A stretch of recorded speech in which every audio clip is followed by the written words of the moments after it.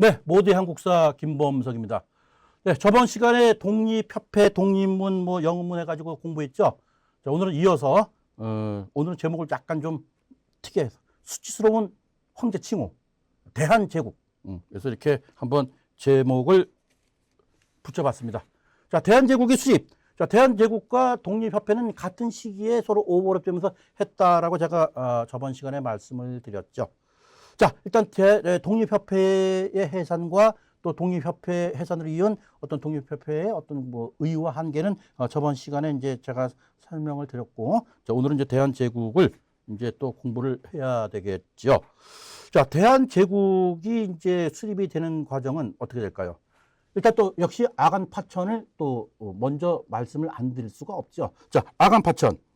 자, 1년 동안 러시아에 있으면서 러시아한테 그냥 엄청난 이권 퍼주기는 물론 미국, 영국한테도 많이 퍼졌죠. 운산, 금강권, 프랑스에는 철도, 경의선 주고, 미국은 경부선 철도권도 주고, 온갖 이권을 갖다가 다 줬어. 그 전까지는 그런 게 전혀 없었죠. 물론 이제 시대가 이제 개화 시기고, 이제 열강들이 그런 시기였기 때문에 그럴 수도 있었겠지만, 어찌됐든 간에 고정임금은 러시아에서 1년 동안 있으면서 열강들한테 많은 이권을 줬던 1년이었다. 이렇게 보시면 될 것 같아요.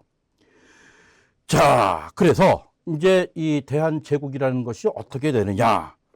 1년 동안 러시아에 있다니까 조야에서 아유 임금님 이제 제발 좀 남의 나라 치해받고 가지 마시고 제발 조선으로 돌아오시오. 조선으로 돌아오시오. 이렇게 했겠죠. 즉 고종에 대한 환궁, 즉 돌아와라. 여론이 이제 고조가 됐다. 그러니까 이제 그렇게 오라 그러면서 또 안 갈 수도 없는 거죠. 그죠? 자, 그래서 이제 이 임금이 결정을 하죠. 환궁을 하게 되는 거죠. 환궁을 어디로 합니까? 덕수궁으로 해요. 예전에 이제 경운궁이었는데 이제 오늘날 게 덕수궁이죠. 자, 덕수궁으로 와요. 왜 덕수궁으로 왔어요? 경복궁으로 안 가고? 경복궁은 을미사변의 진원지고 또 무서워서 일본의 횡포가 그랬을까요? 그리고 또 이 덕수궁은 뭡니까? 러시아 공사관에서 엎어지면 코다할 곳에 있거든요. 그래서 그런가. 자, 어찌됐든 간에 정치의 장인 경복궁을 놔두고 이 덕수궁을 갖다가 엄청난 돈을 갖다가 들여서 수리를 한 다음에 덕수궁으로 이제 오게 됩니다. 덕수궁 가 보셨죠? 덕수궁 가면은 우리가 참 조응이 잘 됐어 가지고서 주말에 이렇게 피크닉 그런 개념으로 가는데 상당히 뼈 아픈 그러한 역사적인 그런 사건들이 일어났던 그런 것이 바로 덕수궁으로 이제 보시면 되겠습니다. 덕수궁도 갈 때 우리가 한번 의미 있게 보도록 하죠. 자, 경복궁을 떠난 지 만 1년, 만인 1897년도 2월 20일이었어요. 딱 1년. 고종이 궁궐로 들어온 곳이 어디다? 덕수궁이라고 말씀드렸죠. 즉 러시아 공사관 바로 앞이라고 그랬어요. 자, 이때는 정말 이 폭풍과 몰아치듯이 조선 왕국의 정치, 외교, 경제 사회가 엄청나게 이제 격등했던 그런 시기죠. 바로 1897년도 2월 달에 덕수궁으로 온 다음에 바로 이해 10월 달이죠. 10월 달에 우리 26대 왕 고종이죠. 국호를 대한제국으로 바꿔버리죠. 그리고 초대 황제로 전격 등극하게 됩니다. 자, 이날 이 황제는 이 경궁이죠. 이제 덕수궁이지만 경궁 이 동쪽에 있는 포동문을 나와서 동쪽 언덕을 하겠다. 그러니까 동쪽 언덕이라는 것은 지금의 소공동이에요. 소공동. 그 언덕에 설치된 원구단이라는 곳이 있어요. 원구단에서 이제 황제가 되는, 즉 하늘의 황제 등극을 알리는 날이죠. 즉 중국의 4대 하면서 하늘의 제사를 올렸던 그러니까 원래 이 황제 등극이라는 것이 뭡니까? 황제는 이제 중국에만 있었기 때문에 우리는 임금이었고, 그래서 공식적으로는 뭡니까? 우리 임금은 이 조선의 4대를 하기 때문에 하늘의 제사를 올리지 못했어요. 그러니까 이제는 조선의 원을 풀었다. 조선의 원을 풀었다. 자, 이거 참 그래요. 누구 덕에? 우리 덕에? 일본 덕에? 그 얘기 아닙니까? 바로 이제 원구단이 바로 지금 우리 사진에 보이는 조선호텔 전경이 있죠. 바로 이 조선호텔 이 터가 원구단이었어요. 이 원구단이 세워졌고 그 이후에 일제가 강점하면서 이 자리에 철도 호텔을 3층짜리를 만들었죠. 그리고 그 철도 호텔이 또 헐린 다음에 바로 이 자리에 조선 호텔이 들어서게 된 거죠. 그리고 이 앞에 황궁우라고 이제 이거 하나는 조선 호텔 앞에 가면 있습니다. 그 지부자 써가지고요. 이렇게 되는 거죠.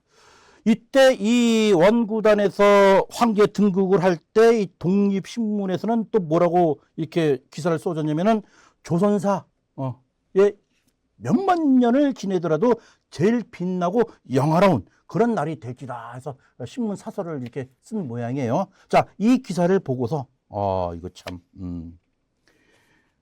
명나라에 이어서 청나라까지 머리 조아리면서 살던 나라였으니 자주 독립을 꿈꾸던 혁명가 이 서재필한테는 기쁜 날이었겠지. 독립협회 주필이니까. 근데 이 사람 친일파냐, 그죠? 그러니까 이건 사실 말도 안 되는 거예요. 이거는 우리가 어디 뭐 나라 뺏긴 것도 아니고 어찌됐든 간에 이렇게 해서 하여튼 그렇게 됐어요. 이때 뭐 가보경장을 그 핵심이었고 또 독립협회에서 또 중추적인 아주 그 이대 회장이었나요? 그 윤치호도 친일파지만 상당히 냉정하게 평가를 했어요. 이 황제 등극기 보고 세계 역사상 이보다 수치스러운 황제 칭호가 있을까라고 일갈했지요. 윤치호가. 왜? 지금 나라 돌아가는 뽐새가 완전 열강한테 이권이나 주고 황제 자리 연연하려고 그러는데 지금 뭐가 황제가 급하다고 뭐 황제 등극을 하고 뭐 자주 독립 한마디로 뭡니까? 그냥 정신 차려라 이런 식으로 이야기를 했던 사람이 바로 윤치호예요. 윤치호. 자, 정리합니다. 지금 조선호텔 이 자리는 바로 원구단 자리였다.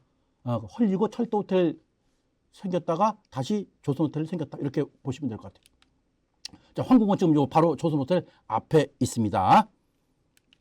자, 이렇게 해서 결국은 이제 뭐 대한제국이 이제 탄생이 되는 거죠. 이때가 1897년이었어요. 그리고 이제 연호는 광무. 그래서 이제 1897년도 대한제국이 탄생되면서 연호는 광무니까는 일본한테 완전히 실권이 넘어가는, 즉 을사늑약이죠. 그 전까지 외교권을 박탈당하기 전까지, 그러니까 1897년부터 1904년까지죠. 이때를 이제 어떤 대한제국의 광무 개혁의 시기다, 이렇게 그냥 교과서적인 논리로 이렇게 제가 설명을 드립니다. 자, 일단 대한제국 정치, 경제, 사회, 문화 쪽으로 쭉 한번 보도록 해보죠. 일단은 고종 황제는 전제 황권을 강화했다. 전제 황권, 뭐 그 전에도 왕에 대한 어떤 그 권한은 막강했죠. 조선에서는 왕이, 그죠? 이러면서 또 1899년도죠. 이때는 대한국 국제를 반포했다. 즉 만국의 이제 어떤 이 대한민국의 실체를 갖다가 우리는 만국법에 의해서 자주 독립 국가다. 모든 권한은 내가 가진다. 이런 발표문이야. 그래서 황제가 입법, 사법, 행정의 3권, 그리고 군대 통수권, 외교까지 다 장악했다. 이것은 이제 대한제국의 개혁의 어떤 내용이죠. 이것은 뭐 시험 문제에 나오니까 뭐 알기 싫어도 꼭 알아야 될 그런 내용이에요. 근데 뭐 황제가 입법, 사법, 행정, 뭐 3권, 뭐 이거 가지고 있는 건 뭐 무척 당연한 걸로 저는 알고 있었거든요. 근데 마치 없던 게 있는 것처럼 이렇게 하는 것 같아서 좀 의아했어요. 지방 행정구역도 변경을 하게 되죠. 종전에 있던 23부를 갖다가 1도 13도제로도 바꾸고, 또 원수부를 또 설치를 하게 됩니다. 즉 황제가 직접 군대를 뭐 장악했다. 그리고 또 무관학교를 설립을 해서 장교를 양성했다. 자, 원수부라는 것은 지금의 그 덕수궁, 그 대한문, 그 정문 옆에 원수부가 설치가 됐었다고 해요. 거기서 이제 군하고, 또 무관학교는 지금 그 종로가 아니라 그 어디야, 광화문 세문안교회인가요? 그 위쪽으로 하면 서울역사박물관 있죠? 그 세문안교회 서울역사박물관 그 길가에 그쪽 라인에 무관학교도 설립이 됐었죠. 자, 그렇게 또 했고, 그다음 또 양전사업, 지계라는 것은 오늘날 그 등기부 등본, 아파트 등기부 등본, 집 등기부 등본, 이런 땅과 건물의 주인을 소유권을 갖다가 이제 증명해주는 그런 증명서죠. 요거는 시험 문제 또 잘 나오더라고요. 지게 대한제국이 양전 사업을 갖다가 실행하면서 근대적인 토지 소유권 제도를 확립시키면서 또 토지의 측량과 관리 또 조세 부과를 일어나기 위해서 발행한 문서, 이렇게 보시면 될 것 같아요. 그러니까 다시 얘기하면은 뭡니까?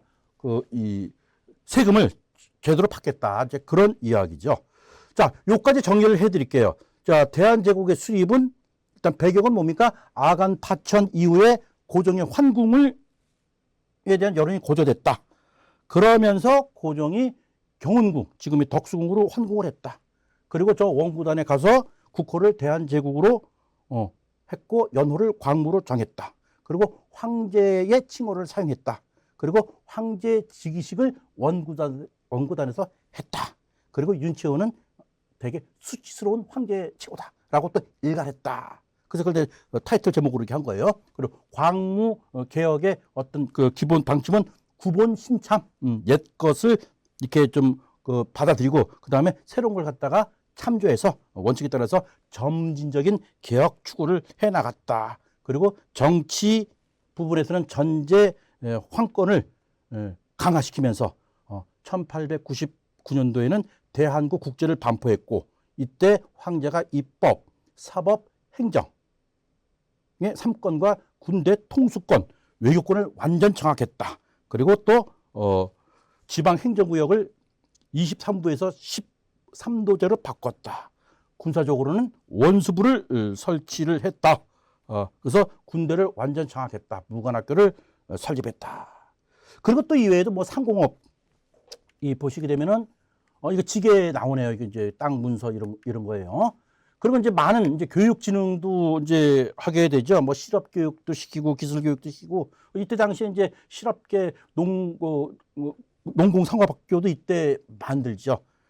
그리고 또 뭐 근대 시설도 많이 이제 뭐 교통, 뭐 통신, 전기, 의료 부분에서 이제 근대 시설을 도입을 하게 되는 거죠. 왜냐하면은 근대 시설 확충은 다른 거 아니에요. 아간 파천 때 러시아, 미국, 프랑스한테 이 꼴을 준 게 다 뭐예요? 다 그게 근대 시설 확충의 간접 소위 투자죠. 이런 거에다가 이제 확충을 하게 되는 거죠.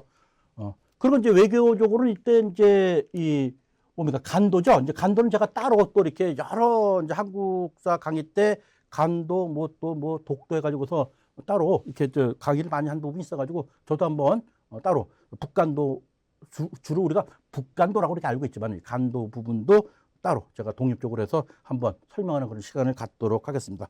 어쨌든 됐던 간에 이번 간도는 뭡니까? 사실 우리나라 땅이야.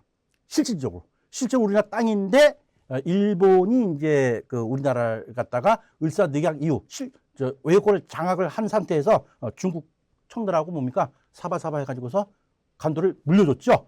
근데 그 이전의 일이니까 이때 이범윤이라는 관리를 갖다가 간도 관리소로 파견했다. 그래서 이 간도를 갖다가 함경도 행정구역으로 편입을 했다. 이때가 1902년이었다. 즉 을사늑약 전이니까 이렇게 이제 얘기가 되겠죠. 자, 이렇게 이제 하게 되는 거죠. 결국은 가난한 제국과 갑부 황제예요. 즉 황제가 입법, 사법, 행정은 물론이고 모든 지폐, 화폐, 발해고까지 다 가져서 돈이 없으면 돈을 찍어내고, 이때 이용익이라고 보부상 출신인데 민비와 이모군란 때 그냥 서로 서신 왔다 갔다 하면서 아주 엄청나게 잘 거렸던 사람 같아요. 이 사람을 갖다가 국내부 어떤 재정 참모를 시켜가지고서 돈을 갖다가 막 각종 세금, 인삼이 됐던 뭐 조폐가 됐던 그냥 전세, 전권을 다 줬죠. 이러면서 황제 자체는 뭡니까? 갑부 황제예요. 근데 이 황제가 갑부는 뭐예요? 백성들이 먹고 사니까 힘든데 얼마나 백성들의 고열이 쥐어짰겠어요. 그래서 가난한 대한제국, 하지만 황제는 갑부다, 뭐 이렇게 표현이 되는 거죠. 그러니까 윤치호가 아주 수치스러운 황제 칭호를 준 거예요. 예를 들면은 이 덕수궁, 경운궁이 또 이렇게 공사하면서 온돌방이 뭐 불이 나서 불이 번져서 다 이제 불이 탔어. 그럼 물론 이제 불이 나서 보수 공사는 해야 되겠죠. 그러면 이 궁궐이 일단 화재가 났으면은 이를 볼 수 있는 그 정무를 담당하는 데가 여기뿐이지 않잖아요. 경복궁도 있고 창덕궁도 있고 경희궁도 있고 우리나라 5대 궁궐이 다 있잖아요. 그걸 글로 옮기면 되는데 굳이 여기를 갖다가 보수공사를 해라.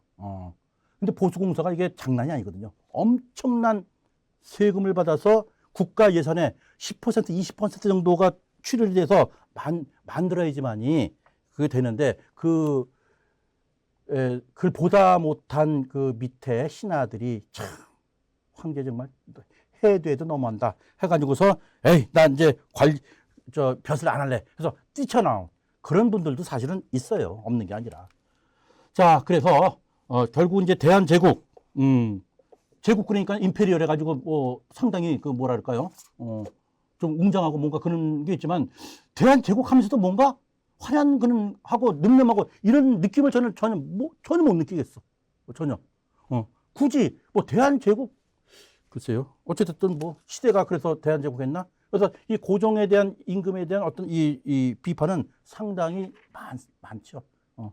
국가의 안정, 국가를 위해서 이 한 목숨 던지느냐, 아니면 내 개인적인 왕권을 갖다가 계속 유지하느냐. 이거는 뭐 여러 가지 이 논란이 많죠.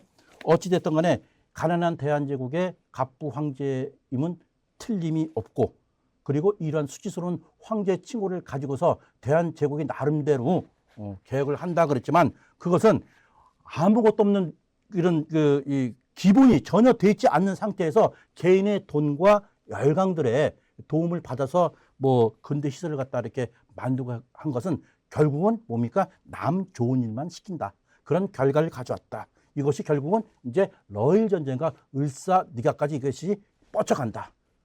그렇게 이제 이어지겠지 이야기가. 자 오늘은 대한제국의 수립 또 황제의 어떤 개혁을 빙자해서 빙자가 아니죠. 이걸 토대로 해서 가난한 제국과 갑부 황제의 수치스러운 황제 칭호라는 그런 제목을 갖고 한번 대한제국에 대해서 한번 알아보았습니다. 자 모두의 한국사 김범석이었습니다.